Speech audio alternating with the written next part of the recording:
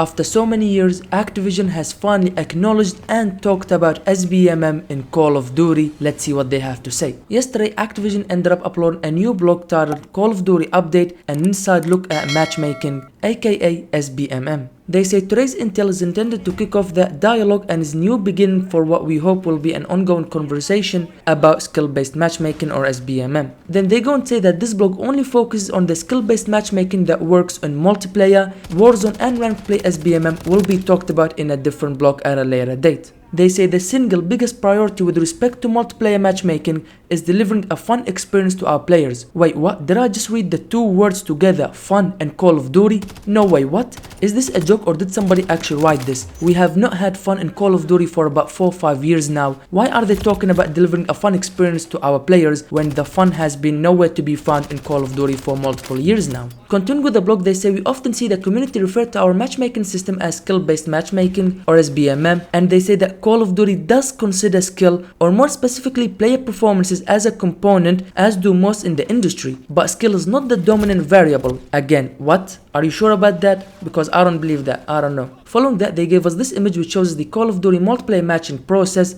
and the very first thing at the top of this image is connection. As you guys know, connection is king, but let's be honest, connection is nowhere near king in this game, okay? As a matter of fact, it has not been king for the past couple of years. There is absolutely no way that connection is the very first thing in this SBMM in Call of Duty for these couple of years. You know what, let's play a game. Every time I say something that is absolutely not true, take a sip of water, and I promise you by the end of this, we will be drinking 3 full bottles of water. The second factor is time to match, so basically how long do you wait between each match until they find you a lobby, and you guys know how ridiculous that can be. You wait minutes, okay? I'm talking about 5, 6, sometimes even 10 minutes just to find a match. If you guys have seen Nero's Cinema's video, a fellow Call of Duty content creator, where he did a test between the old Call of Duty games and the new Call of Duty, at that time was Modern Warfare 2, it was last year, and I'm not kidding with you guys, you can go watch his video. On the older Call of Duty titles, he managed to find the game within seconds, okay? He managed to find a match in 6 or 7 different Call of Duty games before he could find a match in Modern Warfare 2 in 2022, okay? That is absolutely terrible. Continuing with the multiplayer matchmaking process image, then we have skill and performance. You guys know about that. You have one good game and you get put against all pros. Then you have the platform, of course, where you're playing with a console, Xbox, PlayStation or PC. Then you have voice chat, then input device, whether you're playing on controller or mouse and keyboard. Also recent map/mode, so if you're playing on shipment and rust, they will try and give you different maps. If you're playing team deathmatch or kill confirmed, they will try and mix it up and give you different game modes as well. And then finally they have playlist diversity, basically all the different playlists that are in the game, and according to Activision, these are the 8 factors that affect skill-based matchmaking in Call of Duty. Continuing with the article, they say mission connection for matchmaking. Whether you're playing for fun with friends or looking to climb the leaderboards, connection is the most important part of the online Call of Duty experience. So pretty much repeating what they said above. Again, how much of that do I believe? I can't sit here and say that is 100% true because we all know it's not true. While yes, maybe one day connection was key, but in recent times it is definitely not key, okay? But skill and performance in a match, I believe that is what's king, no longer is connection. Then they go and say that they evaluate this process by a metric called the delta ping, which is the difference in round trip time of the data between your best data center, which is almost always the one closest to you, and the data center onto which your lobby has been placed, which is based on all players in a lobby. Moving on with the blog, they say measuring time to match for matchmaking. Any form of matchmaking takes time. If the wait time in a lobby is excessively long, players typically recycle the process by cancelling out of matchmaking search and restarting it, or even quitting. This does not quicken the matchmaking process and in fact can even be detrimental. So basically what they're saying is once you search for a match, do not quit or even restart the search, because that will hurt the matchmaking process and it does not quicken the time that you actually find a lobby. Then they go on to give an example with the Modern Warfare 3 Rustman playlist, a very popular playlist of course,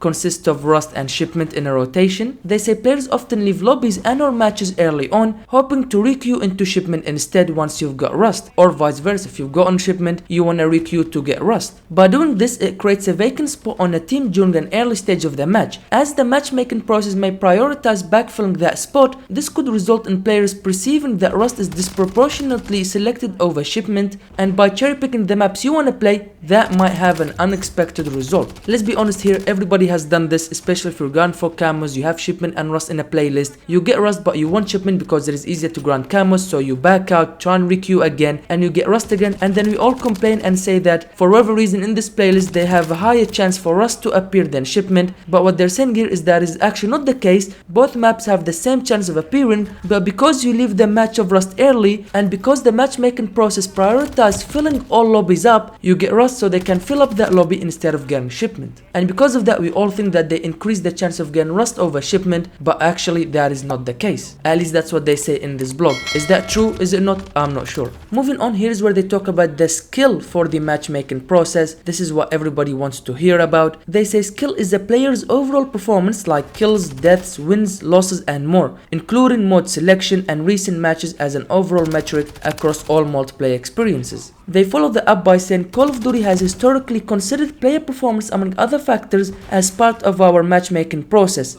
Our work in this area dates back as early as Call of Duty 4 Modern Warfare in 2007, of course, the game that forever changed Call of Duty and it became what it is right now. Okay, so what they say here is very, very important. As you guys know, this has been debated for so long. Was SBMM included in the golden age of Call of Duty? Was it not? Has it only been implemented now, or was it in the golden age Call of Duty but it was toned down and now it has been increased? This debate has been going on for so many years. Ex-developers have been saying this is not true. SBMM was not included in the golden age Call of Duty games, and then other people are saying yes it was, and now Activision themselves are saying that it was introduced as early as COD Modern Warfare in 2007. But let's be honest, I do not believe this at all. Okay, you guys have seen Drifters videos, exclusive Ace videos, and plenty more content creators where they proved that this was not the case. The older Call of Duty games did not have SBMM, and the new ones do have a very, very strong SBMM. And to make it even worse for Activision, we have an ex-developer by the name of Brian Bright replying to Modern Warzone's retweeting this small paragraph from Activision saying that SBMM has been in Call of Duty since 2007 with the bull and the poop emoji, and you know what that means. This is a PG channel, family friendly.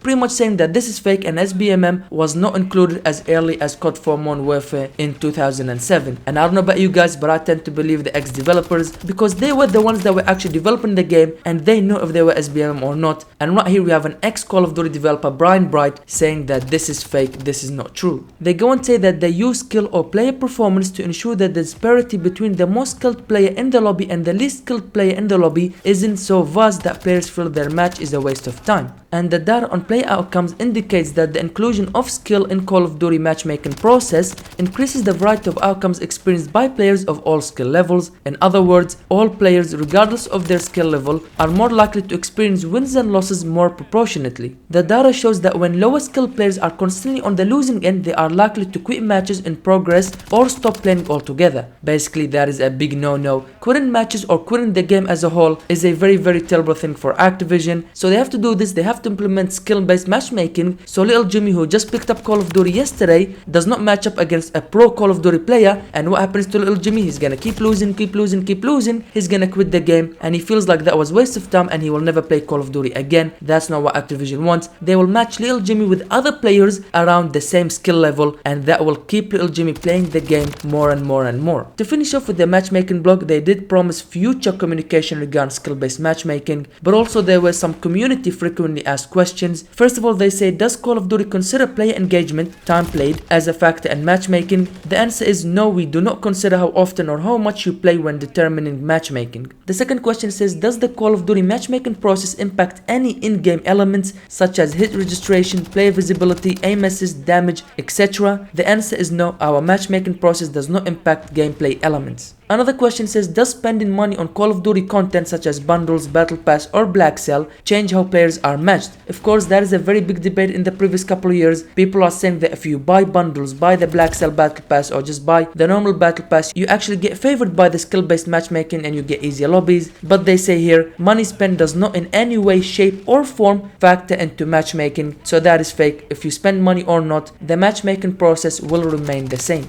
Another question says, does Call of Duty use bots in multiplayer matchmaking? The answer is multiplayer does not use bots as part of the general matchmaking process. Another question says, do partners or content creators get special consideration in general matchmaking? Again, this is another debate that's been going for a couple of years now, especially with Warzone. Do content creators get easier lobbies? The answer is no, they do not change the matchmaking process based on who owns the account. Another question says, have you ever considered an opt-in opt-out system for matchmaking algorithm? They say our data suggests that splitting the player base with the opt-in opt-out without matchmaking system will have negative consequences on the overall player pool. And finally, have you ever tested removing skill as a consideration from matchmaking? They say we have run tests over the years to determine if removing skill as a consideration from matchmaking makes sense. We will continue to launch these tests periodically. To date, the data remains consistent with what we detailed above. Players tend to quit matches or stop playing if they are getting blown out, resulting in a negative overall experience for all players in the lobby and the general player population. Okay, so there it goes. Activision has finally acknowledged skill-based matchmaking, and to be honest, that's all they've done. Okay, I mean, we already knew about all of this. Let's be honest, we already knew about SBMM was in the game, and now all they have done is just acknowledge that. They haven't really gone into detail about exactly what it does. They kind of gave us just the general details about skill-based matchmaking. How does it exactly work? We're not sure. Maybe, just maybe in the future they might go into more detail, but until now with this blog post they didn't really mention anything that we didn't already know about. So yeah, I guess we'll just have to wait and see for future communication about skill-based matchmaking and see what they will talk about in the future. However, make sure to click the video on the screen right now to not only watch me using the new The Boys camo, to also see my biggest fail that I did. Thank you guys for watching this video.